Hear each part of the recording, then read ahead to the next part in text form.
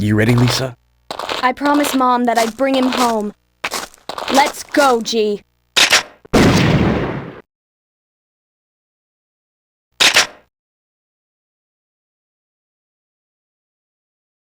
The House of the Dead 2 not only became a major success, but it would end up becoming the most popular game of the House of the Dead series, much due to the popularity of the Dreamcast version of it.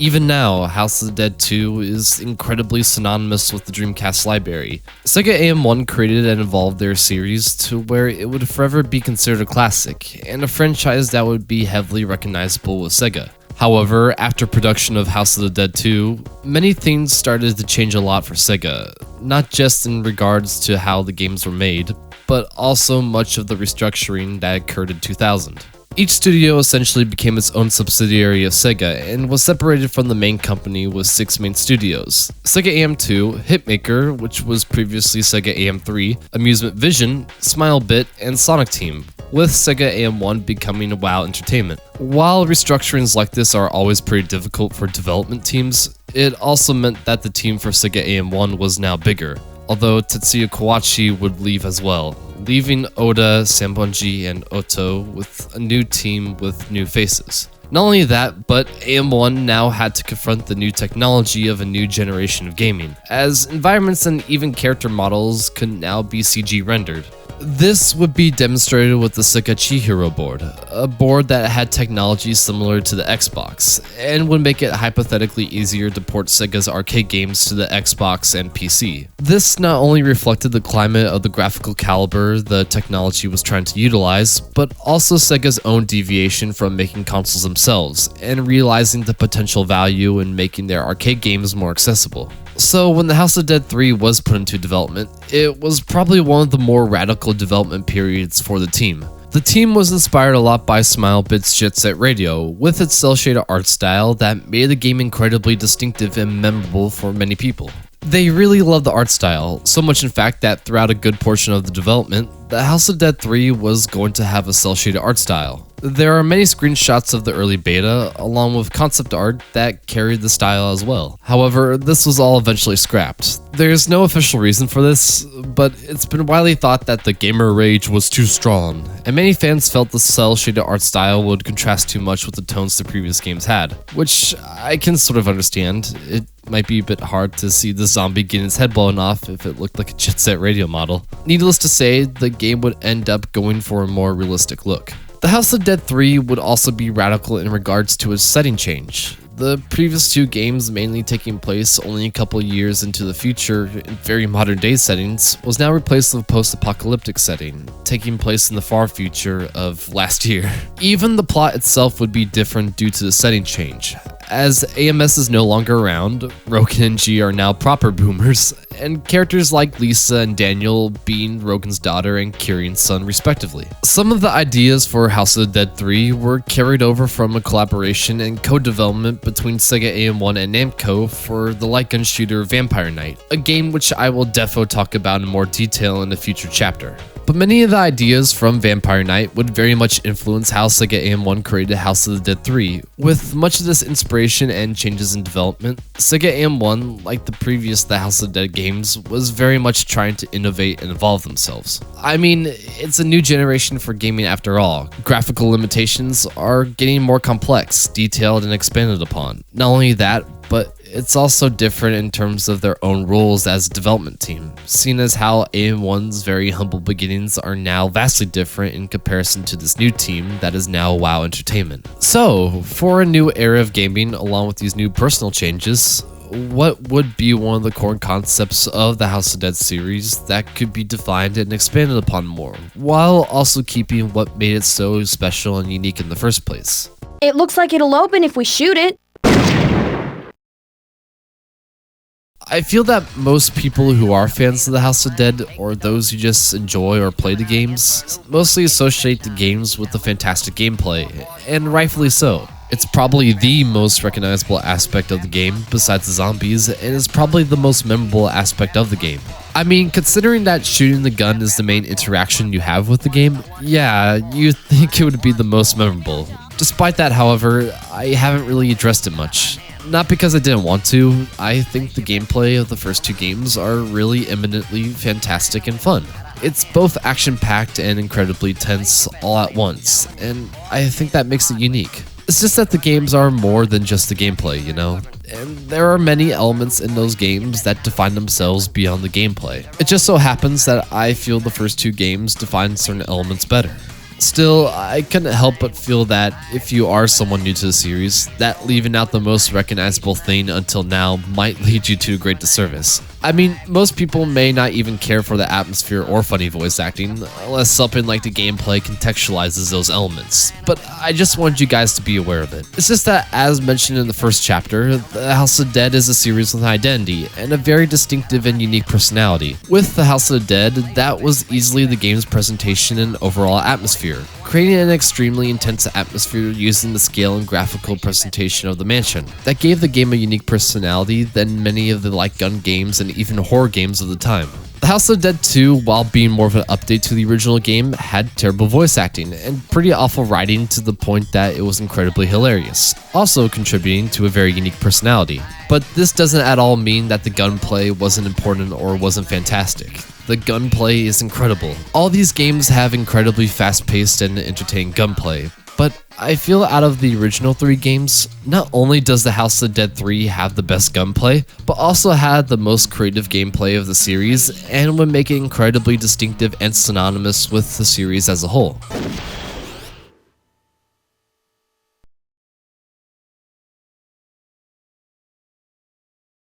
Now, the series style of gunplay doesn't begin with House of the Dead 3, obviously. It really goes back more with the original game. If I could elucidate what the House of Dead's gameplay is like, it would be a game that mostly focuses on putting you in immensely precarious situations. Part of why the atmosphere in the House of Dead is so remarkable is also because the gameplay correlates that feeling of intensity, although that feeling was mostly articulated through the setting, making that vehemence of the atmosphere shine so much. This mostly has to do with the circumstances you are put in.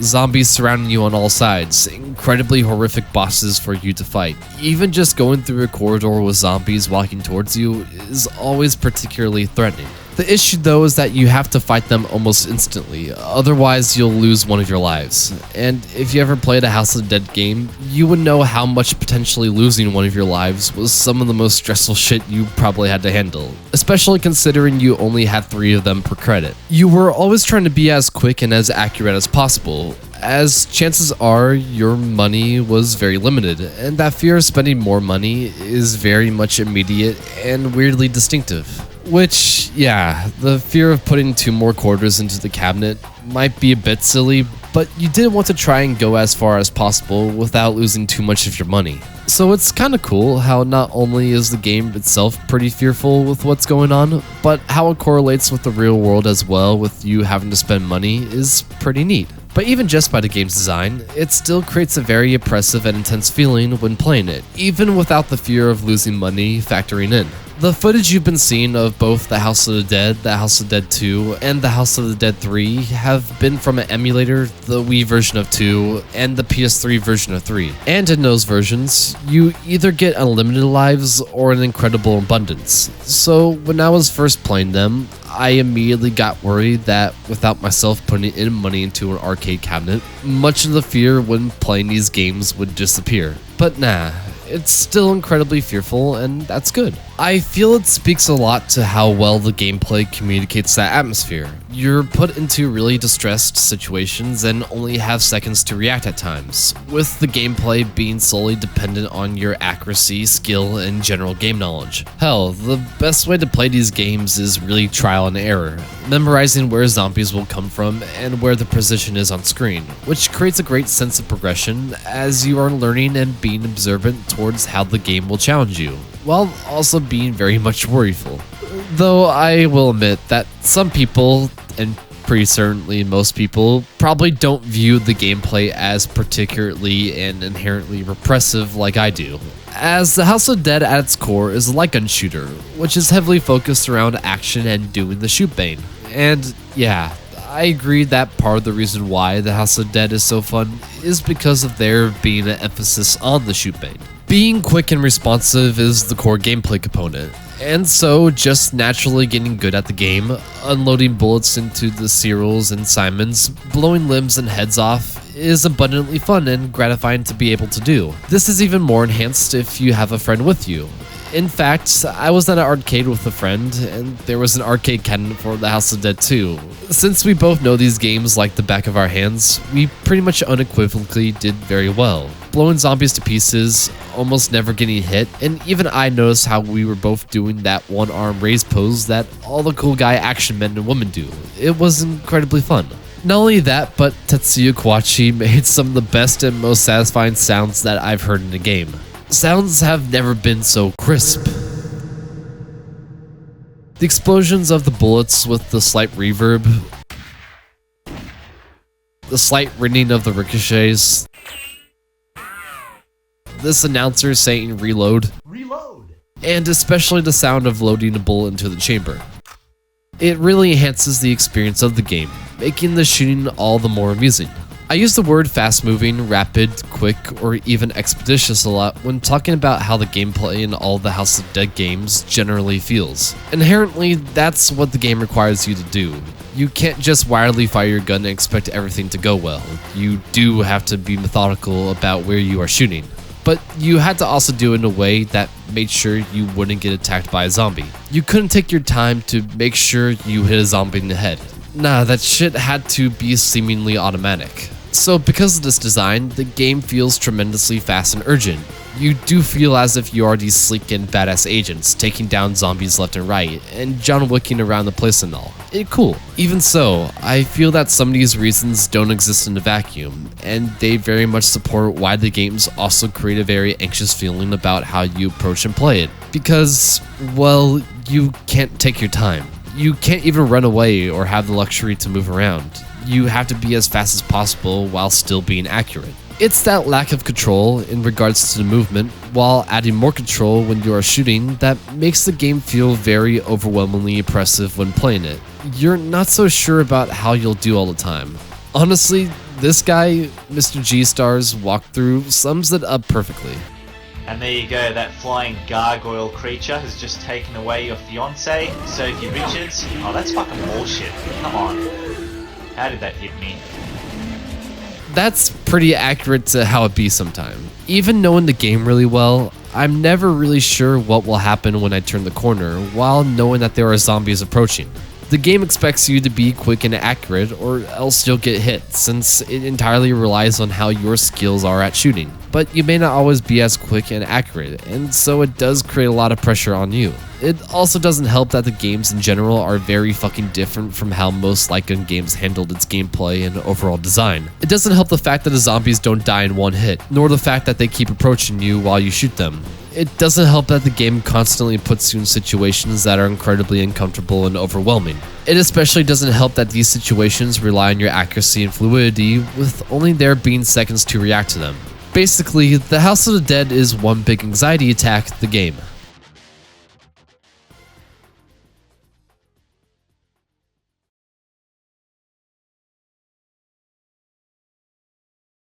The House of Dead 3 stands out mostly for how much they improved and enhanced the gameplay by introducing new additions that help emphasize what the original 2's gameplay accomplishes, and also just making the existing elements just vastly better. For one, we shotgun now. One that rapid fires so fast that the audio glitches out, and one that is more destructive and gorier, blowing holes that you can see through the other side, tearing away limbs in a further grotesque fashion, and even taking off half a zombie's body at times. The sound of it is a proper explosion this time around, being a deep and powerful sounding effect, along with the once again crisp sound of the reload. Not only that, but these feelings get way more amplified in the arcade version, and also the PS3 version if you have certain accessories, by letting you pump the shotgun to reload.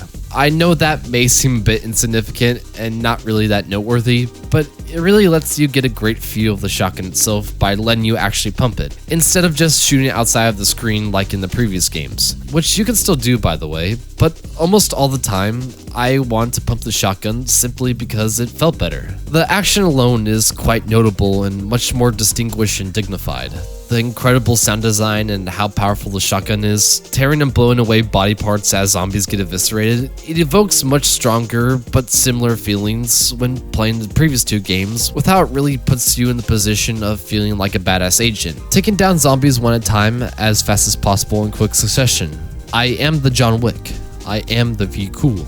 The shotgun inherently makes the gunplay way more satisfying than the first two games. Don't get me wrong, the gunplay is excellent and feels great in those games, but the improvement in graphic detail, along with how the shotgun is fantastically powerful and sounds great, already makes 3 a more distinctive iteration of the games. Albeit, the increase in the types of zombies, how many of them there are, and how often they appear also radically affects the gameplay this time around. Zombies are actually in proper hordes now. Obviously, due to the new engine, they can now show more zombies on the screen, so now you tend to see them in groups of 4 or more, with the occasional 2 or 3. Usually, it was pretty common in the previous games to just see 2, and rarely getting screens like this with 6 zombies. But now you can see 6 pretty regularly, making shit proper fucking intense this time around as well. It forces you to be quicker than before, always feeling like you are a split second away from getting hit, by still maintaining the close positions and fast movements of the zombies,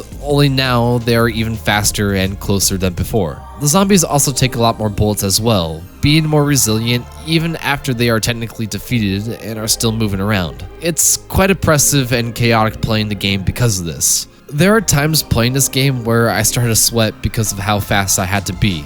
It's pretty uneasy. Once again, it also requires you to memorize enemy placement more, but because of the more excessive usage of the zombies, you have to remember quite a lot of specific areas where they can come from, especially in places where you know you might have difficulty in. For instance, I tend to struggle with the enemy Frederick, a zombie that throws knives at you whenever he appears out of this corner. I've always had to mentally prepare myself when a new one would appear. This Maurice, a zombie that wields a giant axe, appears early on in Chapter 1, and is a creature I had to pay attention to during playthroughs, especially since he is very close to hitting you as you turn around, so you have to be incredibly swift in this part. Just like everything else, that urgency is a lot more articulated here as well, making the whole experience very restless. Honestly, this game's tagline feels exceptionally appropriate. There is nowhere to hide, they just won't stay dead. That actually describes the game perfectly. Everything is more heightened and emphasized this time around.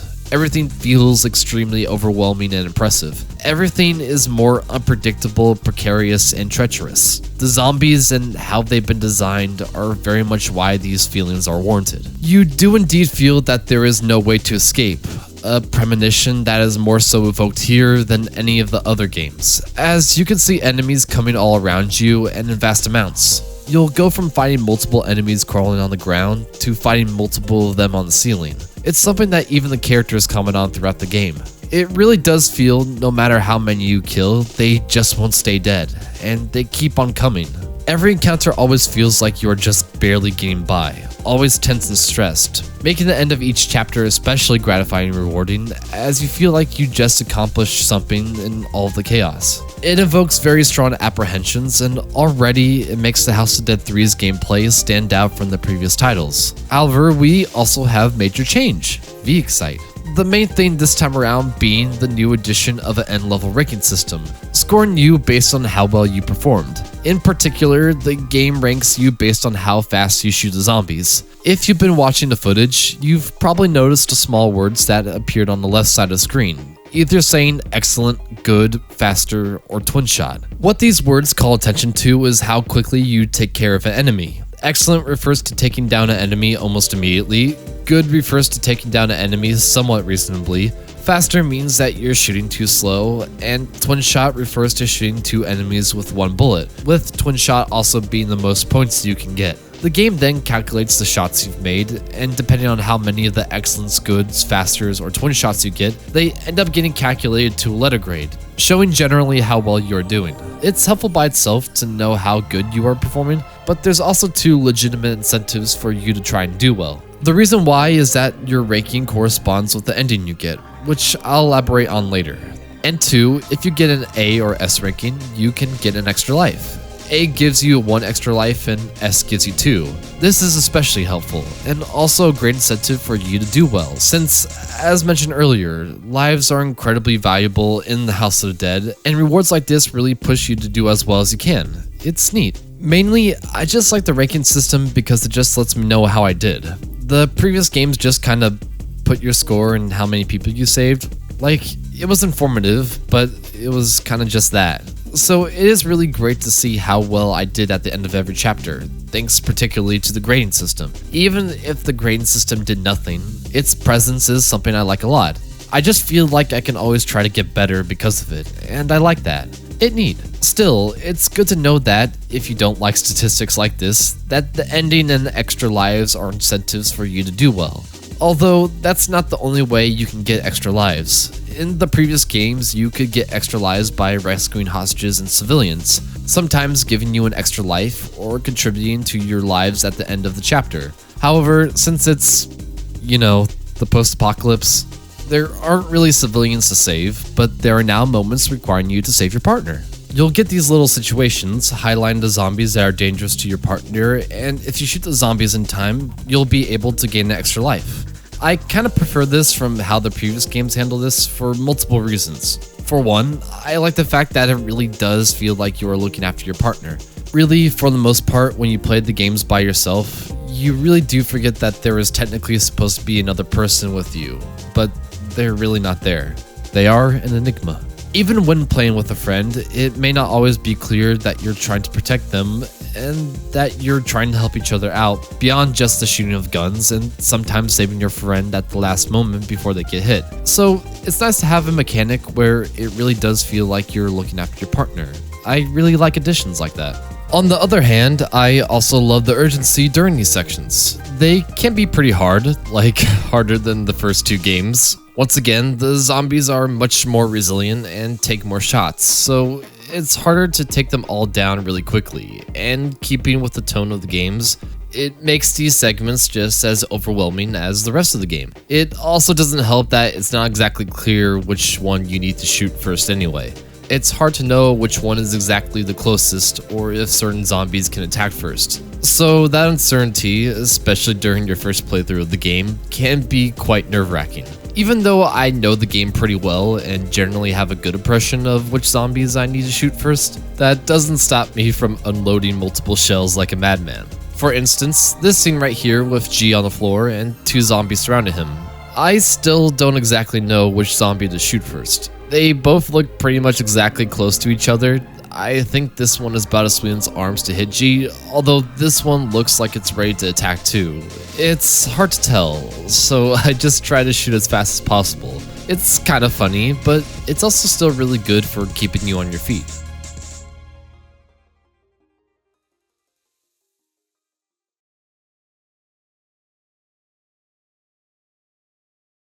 Another one of the newer additions is actually being prompted to decide the path where you go. In the past 2 games, you would only really get a different path if you either saved or failed to save a hostage. Like in the first chapter of the retrospective, I mentioned that saving this hostage will progress you to the front of the mansion, but failing to save the hostage will result in you having to go through the sewers. Sometimes you could be able to interact with certain objects by, well, shooting them, as you do, which will lead to certain paths. In the House of the Dead, for instance, buttons for the elevator were able to be shot and will change your path, or with the House of Dead 2, specific objects could be shot at, like this key in Chapter 2, that would take you through an entirely different path. These paths can even be seen when you get a game over screen, showing a whole map of the areas you are going through. Pretty much any deviation from a straightforward path is the result of your in-game actions. But this time, you can choose your path. It's actually the very first thing you do when you play as Lisa and G, going through either the front entrance or flanking through the parking lot. When you do beat the level though, you can then choose any of the rest of the 3 levels to go to next. While they do remain the same rooms, the level layout is entirely dependent on where you want to go. Enemies will also come out of different places as well, different enemy types will also appear, and different scenarios to rescue your partner will appear as well. Compared to the rest of the games, the locations are really more varied this time around. You really can have a unique experience every time by your selection of paths and locations, and the game will almost play out differently each time. I'm honestly genuinely impressed by that. It really does allow for very special and distinctive experiences for any player. While these choices are obviously limited, I imagine playing this with a friend can be quite tense. Most likely, your friend has one path they are used to, and you have a path that you are used to. So, if it deviates for any one of you, it's like you are getting a different take of the same game. Again, I find it really cool. These different paths will also let you experience the bosses whichever way you want, also adding another layer of strategy to the game by essentially picking the bosses you want to face. These boss battles are also very much discreet this time around as well, although they still function very much the same as the House of the Dead and the House of the Dead 2. Every boss has a weak point. Shooting said weak point will block their attack animation. They are named after the Stardust Crusader stands. They have really baller-ass designs, and they are overall really excellently created, vastly fun, entertaining, and enjoyable to fight, and is one of the best things about the games in my opinion. These boss fights would be immensely impressive depending on who they were. Some were rapid and moved very fast. Some were close and loomed towards you, but all of them were very powerful and intimidating.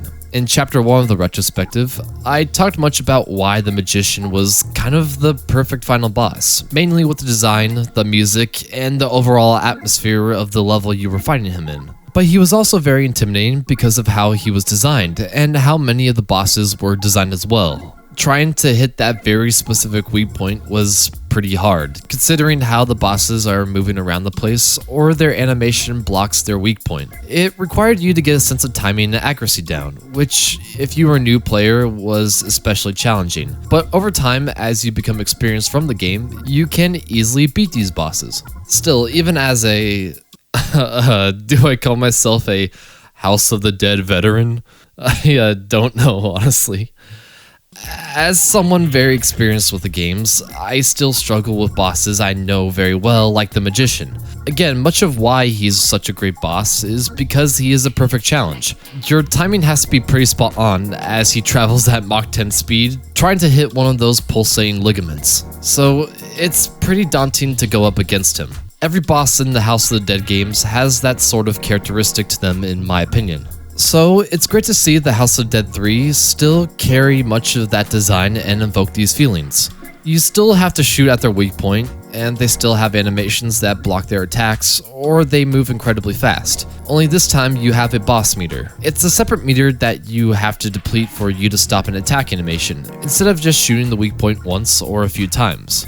Which, yeah, as you expect, it makes the shooting feel way more stressful during these boss battles than the previous games. Now that you have to deplete a separate bar to block the attack, it creates a new rush of adrenaline and panic trying to deplete the bar before the attack hits you. You'll honestly be glancing now and then to see where the bar is at so you can know how fast you are depleting it. It's really tense when you see the bar is almost gone and noticing that the attack animation is almost finished. Like, for real, it makes my heart pound. Sun is a perfect example of this personally. Sun is basically a giant tree, but it's a zombie tree that tries to attack you with its tentacles and also has this chest burster looking ass, but the wiki calls it a serpent, so I don't really give a shit. One of the attacks it does is when Sun gets lower health, the serpent moves to the player's face and you have to shoot it before it is able to spit some spores to damage you. I'm not really great at depleting its boss meter before it attacks me during this specific attack animation.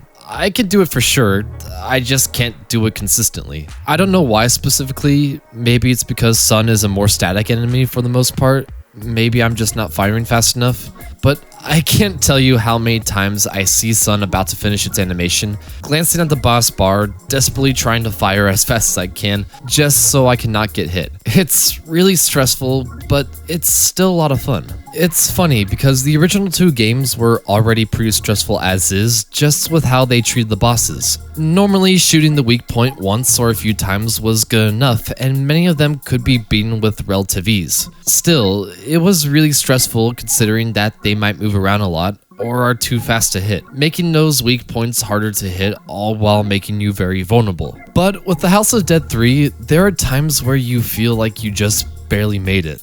You'll be firing multiple rounds into Death, or Sun, or Fool, and you might have been seconds or even frames away from taking damage. Like I said prior, there are times where I'm almost frantic trying to finish depleting the bar, rapidly pulling the triggers so that I could cancel the attack. While these 3 bosses aren't necessarily my favorites of the series, these 3 are among the most stressful of the series, simply due to the inclusion of the boss meter. Death will be chasing you throughout the level, constantly swinging his club at you as you fire many rounds into his head, shit being especially tense as he raises the club over his head to hit you. Once again, Sun will have this serpent creature spit projectiles at you, even seen when it's about to regurgitate those projectiles, and will have these tendrils chasing you around the area, shooting at their weak points before they strike you. Fool will climb particularly fast along the walls as you try to take out its limbs, circling around over and over, even shooting its arms as it jumps in the air to try and slash you. You always feel as if you cancel their attacks narrowly. The timing is legit great on the bosses this time around. You always feel like you're trying to be as aware as you can, and to take these bosses out as efficiently as possible. You get a drastic change in feeling compared to the zombies. Generally, you're always very aware and efficient as you can, but when the bosses show up, those senses feel very heightened. I always felt that I focused more on my accuracy and how fast I'm shooting. Sometimes my arm would be in pain as I quickly fire rounds into the weak points. It's very strong. I just absolutely love how the bosses make me feel when playing. It was already very tense before, but now, due to the new boss meter, and just improving the overall gameplay design and game feel as well, it makes these fights just incredibly better. It's all V good.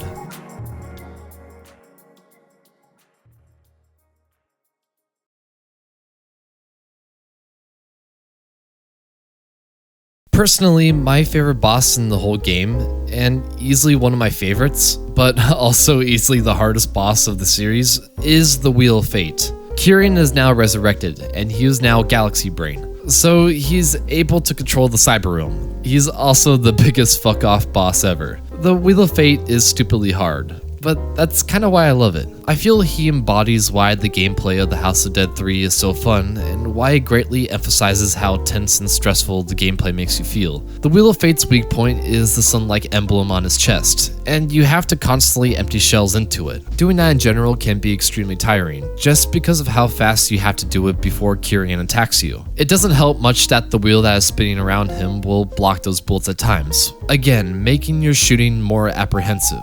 Even his attack pattern is never consistent and is mostly random. Only 2 of his attacks are consistent, the first and the last one, but after that, it can be any of the first 4 attacks that may come next. You see, in these little transitions right here, the Wheel of Fate spins, well, a wheel that decides what attack he will do next. The fact that you're never sure what he's going to do until he actually decides, while making the fight incredibly challenging, also gives you a unique experience every time you play. Still, if you know what to do, you can counter his attacks well. The Wheel of Fate will shoot lightning projectiles at you in the beginning, having you shoot them all individually as they rapidly approach you, which it can be really hard to actually shoot them all in time without getting hit, raising the tension as you transition left to right, getting rid of the lightning. It can be especially risky if you miss a shot as well, causing you to now even be faster to avoid getting hit. Another one of his attacks, Kyrian will also just straight up charge at you with an electric shield. You just have to fire 12 shots into his chest, each shot pushing him back a bit, but having to reload in between that, the potential of you missing, and how fast the Wheel of Fate moves to begin with, makes what seems like such a simple attack much harder to counter and can particularly be devastating. Again, I find myself firing the shotgun like a madman. One of the more challenging attacks for me has to be when the Wheel of Fate flies around the area, passing by you several times before finally charging at you. I find myself getting hit a lot here. You have to track Kyrian's movements carefully, and pretty much have to fire any chance you get. Otherwise, you're gonna get hit, which I find to be really hard. Still, it's immensely anxiety-inducing trying to hit the weak point as Kyrian is doing his Galaxy Brain things. In another one of his attacks, the Wheel of Fate will throw more electric projectiles as he flies off screen, while in between his attacks, you are shooting at his weak point. You're better off shooting the ones closest to you just to be safe about it. You don't necessarily want to be shooting all of them at once. Still, it can be pretty arduous trying to take all of them out, as there is a lot the Wheel of Fate throws at you, but thankfully they will only fly towards you a few at a time. His last attack on the other hand doesn't give you that luxury, and it's considered to be the hardest attack pattern of his. And yeah, that's fair to say. Kyrian unleashes multiple lightning bolts into the air, and they all come towards you. It's honestly really hard to tell which one to shoot first. Usually, it's better to shoot the brightest one indicating the one that's closest to you, but even that's hard to tell at times, as some of the lightning bolts can seemingly blend together. You also don't want to be shooting at ones that aren't necessarily threats to you at the moment, as the ones that are closer can sneak up on you. It's funny, in this pattern, I sometimes wait to see which one comes first and then go from there, which sounds risky, and it definitely is if you are this late in the game, but it can sometimes pay off.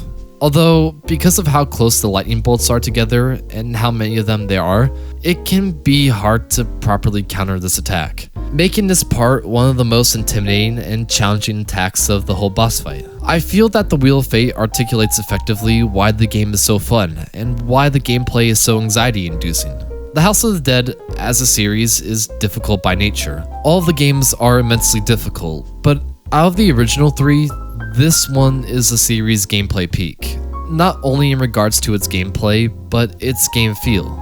Firing your shotgun rapidly to the point where you feel physical pain as you counter the electric projectiles thrown towards you and emptying shotgun shells into Kyrian's chest, trying to pay attention as bolts of lightning are coming towards you, making carefully calculated decisions about which one to shoot first. The loud, powerful, and distinctive shotgun sounds as you quickly and efficiently deplete the boss meter of the Wheel of Fate, accurately and rapidly taking out Kyrian whenever there is an opening on him. The Wheel of Fate / Kyrian and how you go about attacking him is informed by how you've played the game the whole way through. Firing your shotgun rapidly as you are taking out the various and numerous zombie hordes until you feel physical pain. Trying to pay attention as you carefully decide which zombies to take out first when trying to save G. The powerful and distinctive shotgun sounds as you quickly and efficiently take out these hordes of creatures, gaining excellence, goods, and even twin shots, accurately and rapidly taking out these zombies whenever they appear to ensure the highest ranking. This is what the House of the Dead 3 is all about. Be quick, be fast, be accurate, and be efficient. Rapidly take out the hordes whenever you can. Always be incredibly aware and always be ready. There may be nowhere to hide, and they just won't stay dead, but always believe in yourself. It's your future after all, and you can handle yourself. And depending on how well you've performed and which paths you took, it will affect the endings and the future you created for Lisa and Daniel. If you get a B rank or lower, you get the default ending of the game, showing Daniel looking back at the EFI building, saying to his father that he won't let his efforts be wasted, and that he'll return if humans were to go down the wrong path again. If you get an A ranking or above, and death was the last boss you fought, then you'll get the bad ending, showing Daniel believing he can't move on. His voice gained deeper as a close-up of him shows that he's become a zombie, with Lisa screaming in terror. If you get an A ranking or above and Sun was the last boss you fought, then you'll get the third ending, a comedic one where Lisa's car gets stolen by a zombie as she proceeds to chase after it. Finally, the last ending occurs when you get an A ranking or above and Fool's the last boss you fought. Then you get the secret ending, where a man known as the Mystery Man limps across the Wheel of Fate's laboratory to pick up a vial of genes, stating how Kyrian didn't understand its true purpose. I just absolutely love that much of what happens in the game is reinforced by the gameplay. How the zombies are designed, how the paths you take affect the game as well, and how the ranking system is contrived. It really makes the House of the Dead 3 the gameplay peak of the series. Everything you encounter in this game reinforces and emphasizes that stressful yet aggressive gameplay style. All of the House of the Dead games are extremely fun to play, but 3 definitely is my favorite in regards to how fun the gameplay is. It really is an excellently developed game, which is why the series from here on out bases much of its gameplay on 3. The unique weapons you end up using, making those unique guns satisfying to use, a stronger emphasis on how zombies are designed and placed to create tension, how the bosses are designed to be more challenging and emphasizing the boss meter more, the multiple pathways you take, the ranking system with the game telling you how well you are performing, being a much more heightening game than the original 2 in regards to its gameplay and game feel, yet still retaining what made the original gameplay so tense and anxious to begin with. The House of the Dead 3 didn't create the style of gameplay that's been so widely associated with the series, but it certainly did define the excellent gameplay that the series now follows, while emphasizing more why the original 2 games were amazingly fun and satisfying to play. The House of the Dead 3 is simply a fantastic game. Thanks for taking care of Lisa. Actually, she did a good job taking care of herself. But Rogan, do you think this will change anything? It's their future. Maybe nothing will change. Maybe everything will be different. We've done our part. The rest is up to them to believe in themselves and walk their own paths. Believe in themselves, huh? Lisa's starting to sound a lot like you. Oh, wait a minute. Is that your idea of a joke? I guess things are already starting to change.